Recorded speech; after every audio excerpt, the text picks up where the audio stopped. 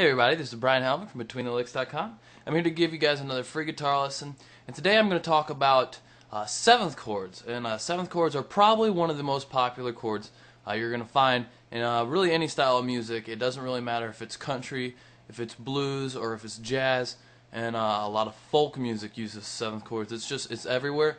It's a really popular chord, and it's actually not really that different from any major chord. It's not any more difficult to play per se, it's just a different shape. So, and I want you to know that these are not to be confused with major seventh chords. These are dominant seventh chords. They have a flat 7 in them. And dominant seventh chords are still major in their tonality, as in they have a major third and not a minor third. They are not major sevenths, because major sevenths refer to the seventh being a major in that scale, and it's not a flat seventh. So don't mix those up. All you got to know today is that seventh chords that we're talking about are not the same as major seventh chords. Not the same. That's all you got to know. Don't worry about all the theory stuff. So basically, let's start with G7. On the website, there's a whole list of them all the way up for the main positions: G, A, B, C, D, E, and F. I have all of those up on the website in each shape, but we're going to start off with the G, and basically the bar chord for the G, and you have a 3, 5, 3, 4, 3, 3 from the fattest string to the skinniest string, lowest to highest, and you have a G7 chord.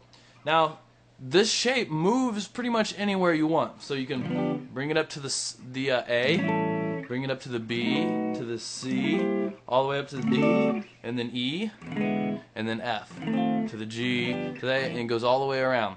And that is a pattern you'll see in pretty much any shape on any chord, basically, especially if it's not an open chord. Now, an exception to that would be, of course, if it was an open and you were playing maybe 3, 2, open, open, open, 1. Okay, you can't really move that because the open stays open. That's a problem. So if you were going to move that, you'd have to stretch and try to act like the nut on the guitar and move that. It's very difficult, so not usually something you'll see. So let's show you some different shapes. Going from that G, there's a G. There's also this shape up here.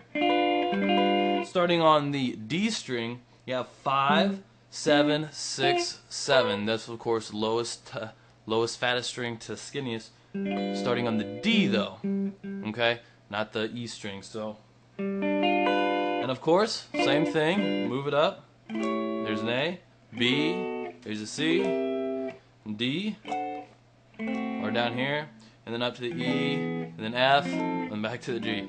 It's actually really easy to move these shapes around, because that's what's so great about guitar, is that you can move shapes anywhere on the fretboard and it stays the same chord, but it just changes into a different key. So I mean, G7 moves to an A7, to a B7. I mean, that shape is universal. It's not specific to any key, it's only specific to that tonality, and the tonality being a dominant seventh chord or a seventh chord, or whichever you want to say.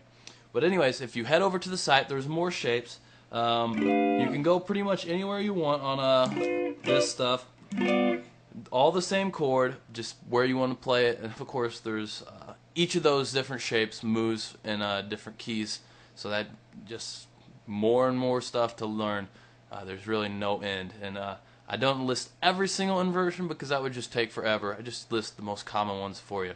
So check out the website. It has the full tabs for maybe 6 or 7 shapes for each chord, and then all 7 of those different keys I showed you just earlier: G, A, B, C, D, E, and F. All those has the shapes for you. So anyways, keep tuned to Between the Licks. I'll have more stuff coming up this summer. I have a lot of stuff planned, so please check out the website.